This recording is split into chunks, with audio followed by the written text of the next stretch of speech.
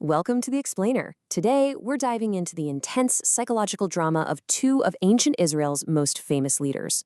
We're going to see how one man passes this incredible test of integrity, only to turn right around and make a huge decision based on fear.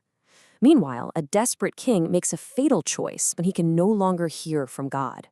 So yeah, this explainer unpacks two parallel stories from the book of 1 Samuel.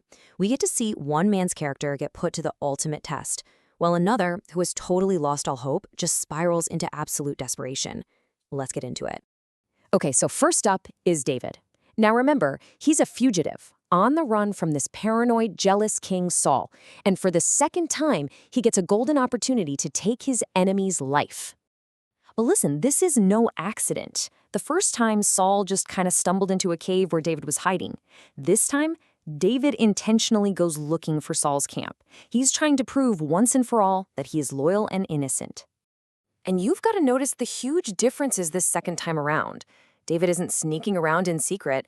This time, he brings his nephew Abishai along as a witness. And the proof he takes isn't just a piece of cloth. No, this time it's the king's personal spear and water jug, swiped from right beside his head while he was sleeping. This isn't just a repeat of the first story. It's a major, deliberate escalation.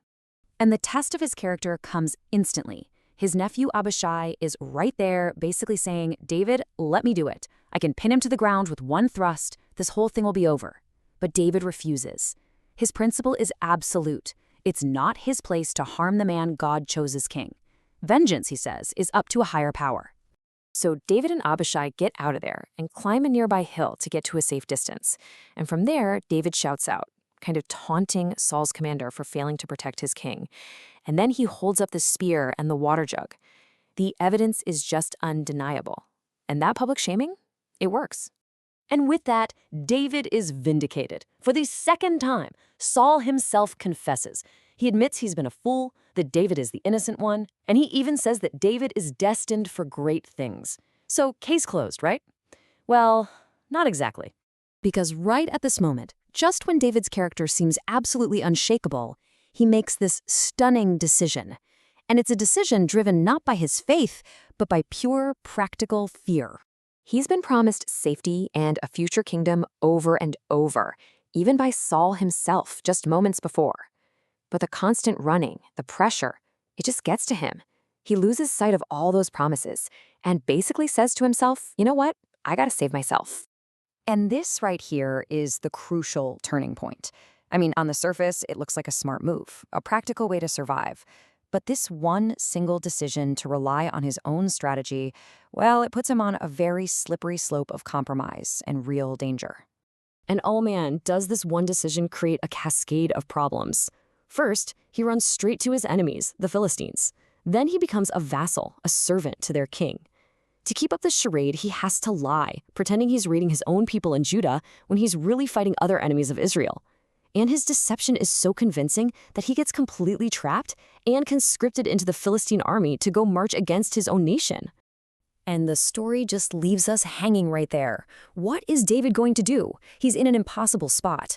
But then, the focus suddenly and dramatically shifts right back to the man he left behind, King Saul. So as that same Philistine army is gathering for war, King Saul is completely paralyzed with fear. He desperately tries to get some guidance from God on what to do, but this time, all he's going to find is silence. Think about it. David, for all his faults, was constantly talking to God and getting answers. Saul? He's met with this terrifying, absolute, deafening silence. He gets nothing. Zero. He tries every official way to get an answer. He's looking for a divine dream. Nothing. He asks the priest to consult the Urim and Thummim, those secret objects used to figure out God's will, and gets no reply. No prophets show up with a message. The line has been completely cut. So, feeling utterly abandoned and just consumed by terror, the desperate king decides to do the unthinkable. He turns to a source of guidance that is strictly, explicitly forbidden.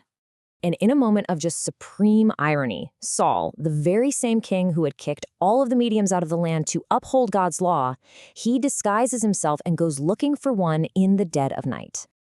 And who does he ask the medium to summon from the dead? The one person whose guidance he always relied on, and let's be honest, usually rejected, the prophet Samuel. But this seance doesn't bring any comfort. When Samuel's spirit appears, he just delivers this scathing rebuke. He basically says, "Why are you bothering me? The Lord has already left you and become your enemy." He just confirms what Saul already knows deep down. Because of his disobedience, the kingdom now belongs to David. And then comes the final, devastating blow. Samuel tells him, not only will Israel lose the battle, but tomorrow you and your sons will be with me. In other words, by this time tomorrow, you're all going to be dead.